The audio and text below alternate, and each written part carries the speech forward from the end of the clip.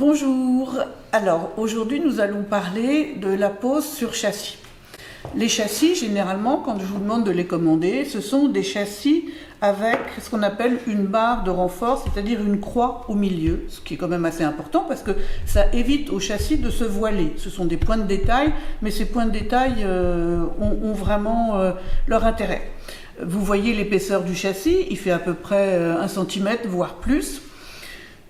Il y a sur ce châssis des petites clés ici qui permettent, lorsque votre tableau à un moment donné, s'il commence à être un peu détendu, c'est ce qu'on appelle un phénomène de drapeau sur une toile, vous pouvez donner des coups de marteau comme ça, ici, sur ces parties-là. Alors quand il y a votre tableau, évidemment, vous faites très attention, vous prenez un plus petit marteau et vous n'êtes pas de ce côté-là, mais de l'autre, pour pouvoir retendre et agrandir légèrement le châssis. Donc ce châssis, il bouge et ces parties-là peuvent s'écarter.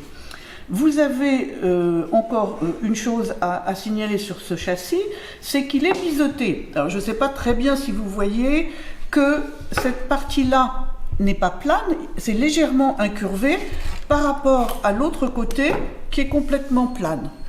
Il y a une différence, cette différence, elle sert à quoi? Votre tableau va être donc tendu et mis du côté partie biseautée. Lorsque le tableau est tendu comme ça, sur ces parties-là qui sont incurvées, la toile ne va pas toucher le châssis. Et lorsque la toile est tendue, il y a donc par derrière, l'air peut passer légèrement ici. Et c'est important, pourquoi? Parce que vous remarquerez que sur beaucoup de tableaux qui n'ont pas été tendus sur des châssis, vous avez sur la peinture des marques comme ça, avec des plis, et évidemment parfois en plein milieu, ce qui est quand même extrêmement dommageable pour le tableau, parce qu'on ne peut pas le faire disparaître facilement, sauf avec des rentoilages, mais dommage de rentoiler un tableau uniquement pour cette raison-là. Donc, ce côté biseauté vous permet de conserver un tableau parfaitement plan sans avoir des marques côté couche picturale. Ce qui se passe, c'est que derrière, lorsque le tableau est mis sur un châssis plat, vous avez la toile qui touche là et une toile qui est à l'air libre ici. Vous avez un phénomène d'hygrométrie et de température qui va être différent derrière les parties où vous avez du bois par rapport aux parties où le tableau est à l'air libre. Et cette différence d'hygrométrie et de température, les toiles réagissent en fonction de tout ça, bien sûr, même si elles sont de qualité et qu'elles ont été décaties, elles bougent. Et quand elles bougent d'une manière là et d'une autre ici, ça crée des tensions, et ces tensions au niveau des arêtes du châssis vont créer des déformations sur les tableaux. Voilà ce qu'il y a à dire sur le châssis lui-même. Lorsque vous retendez un tableau moderne, vous pouvez laisser le châssis tel qu'il est là. Maintenant, les 3/4 des châssis sont en bois de pin, comme ça, qui est un bois relativement ordinaire. Mais ce que vous pouvez faire, lorsque vous retendez un tableau ancien, c'est-à-dire que vous allez teinter votre châssis avec du brune noir. Vous pouvez le diluer, bien évidemment, à des niveaux différents pour obtenir la teinte que vous souhaitez. Vous allez faire des essais du côté intérieur, comme ça vous pouvez le prendre pur, mais ça vous fera quelque chose de très très sombre, et décliner en fonction de la dilution du brune noir avec de l'eau, et vous obtiendrez des teintes différentes. Comme ça, vous choisissez exactement la couleur que vous voulez pour votre châssis. Et un petit plus, si vous avez des tableaux anciens, lorsque vous avez mis du brune noir sur un châssis neuf, parce que c'est vrai que ça a moins d'allure qu'un vieux châssis ancien, vous pouvez aussi remettre des cires pour antiquaire sur votre châssis qui donne une patine, qui donne un effet un peu plus agréable à l'œil qu'un bois blanc moderne. Donc, on va passer à la tension d'un tableau. Vous avez ici, j'ai pris un tableau qui peut servir d'exemple. Hop, vous le prenez comme ça et vous le tirez. Vous n'attrapez jamais, c'est un exemple, vous n'attrapez jamais un tableau comme ça pour que ça fasse ça, bien évidemment, parce que sur des tableaux anciens, lorsque votre tableau va faire ça, ça risque de casser complètement la peinture et vous pouvez faire des écailles. Donc, vous devez prendre un tableau en le soulevant légèrement comme ça, vous le soulevez à la verticale, vous vous décalez et vous le faites tomber comme ça, voilà. Et vous le remettez comme ça, tout doucement, vous le posez délicatement et vous le mettez comme ça. Lorsque vous tendez un tableau, vous devez absolument, évidemment, vous le positionner en essayant de trouver la position des angles. Vous sentez à travers le tableau, vous appuyez du côté couche picturale pour pas non plus plier la peinture si jamais vous n'êtes pas au bon endroit. Donc vous voyez ici, j'ai mon tableau qui se trouve pile à l'angle. Parfois c'est difficile de trouver l'angle parce que vous voyez, les tableaux sont déchirés. Donc c'est d'ailleurs pour ça que sur celui-ci, on a mis des bandes de tension pour pouvoir tirer le tableau et le tendre sur le châssis parce que la toile, même moderne, est extrêmement abîmée et le tableau avait été agrafé sur un châssis et les agrafes ont rouillé, donc ça a abîmé complètement la couche picturale. Donc lorsque vous tendez, mettez votre tableau comme ça, vous essayez de trouver parfaitement l'arête de votre tableau pour pouvoir positionner parfaitement la toile sur le châssis. Vous voyez, ici il y a même un mastic qui a été fait, donc on va essayer de plier en appuyant d'abord ici pour ne pas abîmer la peinture. Vous voyez, j'arrive pile au bord. Ce tableau, il est resté, il faut dire, très longtemps sur une planche. Voilà. On essaye de retrouver la position parfaite de son tableau. Alors, même si vous pouvez faire la même chose, même avec un tableau ancien. Vous voyez, vous appuyez là et vous essayez de retrouver l'arête dont on va se servir pour pouvoir retendre le tableau. Voilà. Quand vous avez à peu près positionné correctement votre tableau, vous allez mettre votre première semence ici. En réalité, on va en mettre une là, une là, une là et une là, que l'on ne va pas enfoncer complètement. Pourquoi? Parce qu'on peut toujours se tromper. En mettant les semences, on bouge et ensuite le tableau n'est pas parfaitement positionné sur le châssis. Donc on va d'abord en mettre 4, ce qui va nous permettre... Alors la première, on la met évidemment en étant avec le tableau complètement à plat, parce qu'on ne peut pas le bouger beaucoup quand on l'a positionné. Voilà, on va essayer, on l'enfonce comme ça, on prend le marteau, voilà, et je n'enfonce pas complètement la semence. Ensuite, je tiens mon tableau comme ça, je vais pouvoir le positionner, et maintenant que le tableau est fixé ici, vous allez pouvoir tendre votre toile avec la pince. Alors, on peut aussi le faire avec la main, tout simplement, puisque on a des clés derrière, donc on peut toujours donner un petit coup de marteau sur les clés, mais vous avez une pince ici qui est très utile pour tendre les tableaux. Alors, on va prendre un tabouret, j'ai pas tabouret, le voilà. Voilà, pour pouvoir positionner le tableau comme ça. Vous avez des pinces à tendre qui ont un côté fin et un côté large. Le côté large, il est fait pour être mis en bas et pour cogner contre le châssis. Donc vous mettez votre pince comme ça, vous positionnez même légèrement un peu en hauteur votre pince, vous tirez dessus comme ça, voilà. Vous exercez une tension légère avec la main gauche pour pouvoir tendre le tableau et vous remettez une semence ici que vous n'enfoncez pas complètement parce que si jamais votre tableau est mal positionné, il faut pouvoir les retirer facilement. Donc on met les 4 premières, voilà, on vérifie ici, vous voyez qu'il y a une petite marge toute petite ici de 1,5, même pas 1,5 cm, et ici on est presque trop à droite. Donc ça veut dire que le tableau a légèrement bougé. Eh bien on va redéfaire cette semence là. Donc vous allez reprendre ça pour pouvoir retirer la semence que vous avez mise et qui n'a fait que votre tableau a bougé légèrement. Donc je repositionne dans la largeur mon tableau ici pour le mettre un tout petit peu plus, voilà, comme ça. Donc là, le tableau est parfaitement positionné. Je reprends mon tableau en faisant en sorte que je ne bouge pas et que tous mes outils soient bien à côté de moi. Hop, je remets, voilà, en appuyant légèrement, je reprends la semence, je la prends comme ça, voilà, et j'enfonce, pas complètement. Il y a une clé, hop, il y a des clés qui tombent, voilà, c'est pas très grave, je les remettrai tout à l'heure. Voilà, donc je vais remettre une semence ici, voilà, on est pile au bord, et là, c'est bon, voilà. Donc, je reprends mon tableau dans ce sens-là, je reprends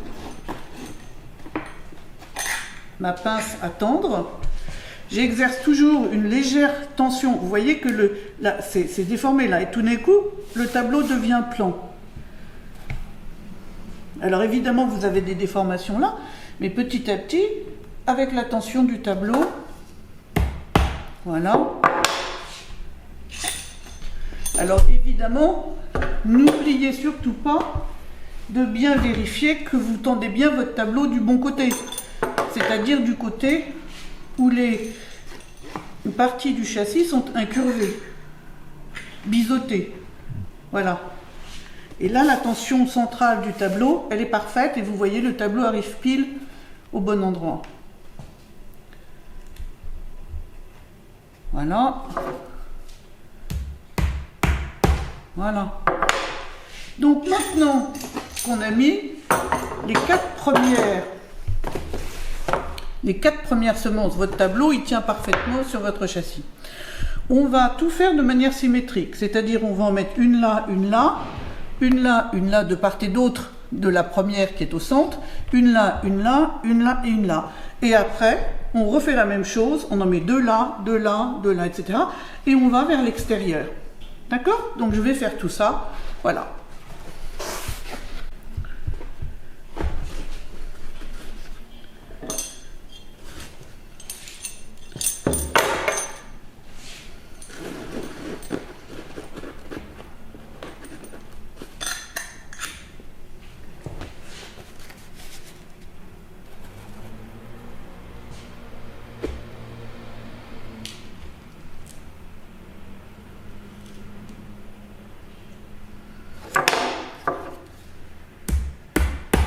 Il y a une chose que vous pouvez éviter, effectivement, c'est quand vous remettez les nouvelles semences, vous faites en sorte de ne pas les mettre là où la toile avait été plus ou moins fragilisée, c'est pas la peine. Enfin, bien qu'elle est consolidée par la nouvelle, mais mettez plutôt vos semences dans un endroit où effectivement vous n'avez pas, il n'y a rien. Autre petit conseil, lorsque vous travaillez sur un petit tableau, vous ne le mettez pas sur un tabouret comme ce que je suis en train de faire. Il est parfois surpositionné sur la table. Alors, il peut vous arriver bien évidemment de lâcher prise et que votre tableau tombe. S'il tombe là, vous voyez qu'il sera sur quelque chose de plat et j'aurai le temps de le retenir. Si vous mettez ça comme ça, avec l'angle de votre boîte, et que vous avez votre petit tableau et qui tombe, il va tomber là-dessus, vous allez faire un trou. Ce sont des choses toutes bêtes, donc vous mettez toutes vos semences à droite, votre marteau, tout ce qui est effectivement contendant ici, et quand vous retendez votre tableau, il n'y a strictement rien devant sur la table. Sinon, vous prenez bien évidemment le risque d'abîmer, si jamais vous lâchez comme ça votre tableau, et évidemment, ça serait extrêmement dommageable. On est là pour les restaurer, on n'est pas là pour les abîmer. Voilà. Donc, on continue. Voilà. Là, il y en a 3 de ce côté-là. On va faire la même chose, c'est fait ici. Et maintenant, on prend les autres côtés et on va faire pareil. Tout autour du tableau. Voilà. Hop. C'est parti. Alors, il ne faut jamais se dépêcher. Mais le film, après, sera mis en accéléré parce que, il faut bien le reconnaître, qu'il y a des films plus passionnants dans la vie.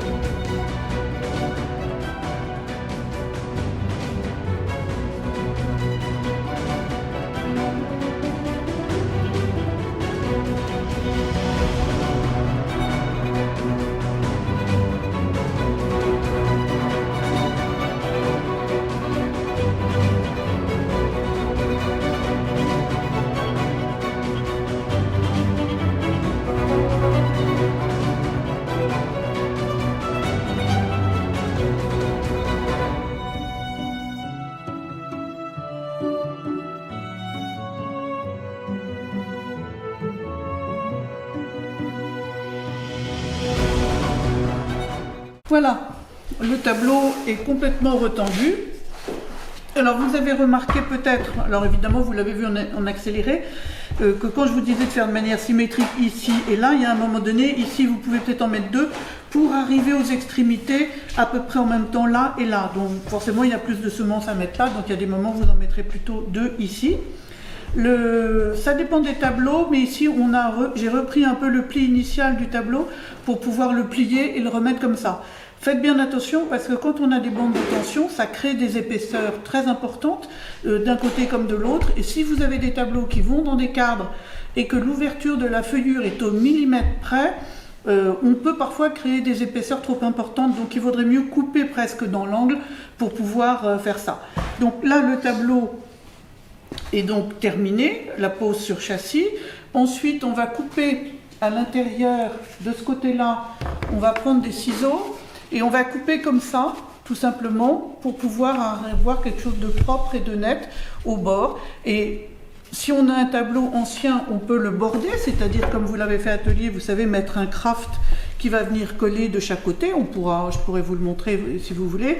Et puis, ou ne pas en mettre, parce que souvent sur des tableaux contemporains, on ne met pas de craft, parce qu'on préfère les laisser comme ça.